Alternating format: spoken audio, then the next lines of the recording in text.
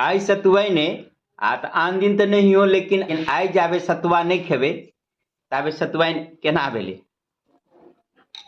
ओना सतुआ लोग गुड़ो जरे खाइया आ नूनो जरे खाइया, घोरो के पियैया आ सैनो के खाइया, अपन अपन पसंद है। आ गोसाई पौना आई गुड़ जरे चढ़त, गुड़ आ सतुआ अलग अलग जगह सबके अपन अपन विध होइत हैत। अपना मिथिलांचल में सतुआइन मनायल जाए, सतुआइन ओना सब ठाम नहीं मनायल जाए।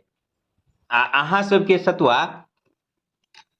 नून जरे निक लगैया कि गुड़ जरे से कमेंट करके बताएब। ओना तो हमरा नूने जरे निक लगैया, बढ़िया टेस्ट होइ छै। आ सतुआ ओना आमतौर पर ठंडा मानल जाइ छै, पेट के लेल ठंडा। बाजारो सब में बहुत बिकाइत रहैया, घुरि घुरि के ठंडा के लेल जे है से सतुआ लोग पियैया। लेकिन आश्चर्य तब लग गेल जे ठंडा के लेल, पेट के ठंडा के लेल लोग सतुआ पियैया बाजार में। ओहो में देखली सतुआ बेचे वाला जे है से अहाँ से पूछत, आ नहीं पूछत अपनो मने धऽ देत, प्याजो ओहिमे धऽ देत, मिरचाइयो ओहिमे धऽ देत।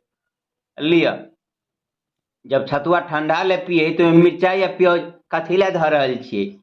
हमहूँ गेली एक दिन पिए के लेल, तो हमरो पूछैया कि प्याजो मिरचाई धऽ दिअ। हम कहलिए हैं सतुआ में प्याजो आ मिरचाई दै छियै? कहली गर्मे में मसाला के बाकी रहते, गर्मो मसाला धइए दियो।